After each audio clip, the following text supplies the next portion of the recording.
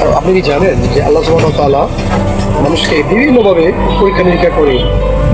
অনেক সময় দেখবেন যে যারা অন্যায় কাজ করে, অপরাধ করে এবং বিভিন্ন অপকর্মের সাথে জড়িত আছে, তাদেরকে আল্লাহ সুবহানাহু ওয়া তাআলা অনেক ভালো রাখে, আরামায়েশে রাখে।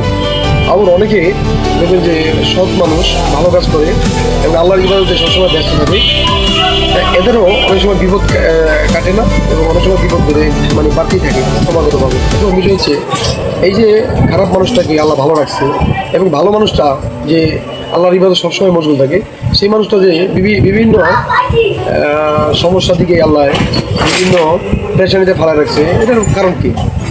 এটার একটা কারণ হতে পারে আল্লাহ সুবহানাহু ওয়া তাআলা পবিত্র কোরআনে সূরা মুলকের 2 নম্বর আয়াতে বলছে যে বিসমিল্লাহির রহমানির রহিম আল্লাযী খালাকাল মাউতা ওয়াল হায়াতা লিয়াবলুয়াকুম আইয়ুকুম আহসানু আমালা।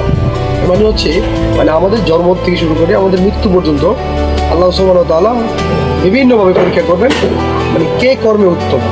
এবং আমরা যা করি আমাদের বিভিন্ন কাজকামে, কথাবার্তায়, চালচলনে, এগুলোর মধ্যে আল্লাহ বিভিন্নভাবে পরীক্ষা করে এবং সাংসারিক জীবনে বিভিন্ন ভয় ভীতি বিভিন্ন কিছু দিয়ে আমাদের পরীক্ষা নিরীক্ষা করে আল্লাহ সুবহানাহু ওয়া তাআলা দেখে যে আমরা তাকে কি ভুলে গেছি। হ্যাঁ, অনেক যার সম্পদ আছে, যে অপকর্ম করে তারা আরও বাড়াই দিতেছি, আবার যার নায়িকা যে আল্লাহর প্রতি আছে অনেকে, তারা বিভিন্নভাবে ক্ষয়ক্ষতির মাধ্যমে তাকে পরীক্ষা করতেছে।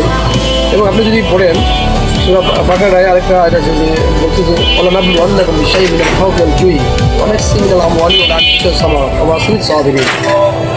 এবং আল্লাহ বলতেছে যে মানুষকে বিভিন্নভাবে ক্ষয়ক্ষতি এবং সন্তানাদি ক্ষয়ক্ষতি এবং ভয়ভীতি দেখাইয়া ক্ষুধা দিয়া আল্লাহ বিভিন্নভাবে পরীক্ষা করে যে মানুষকে আল্লাহ ভুলে যায় কিনা।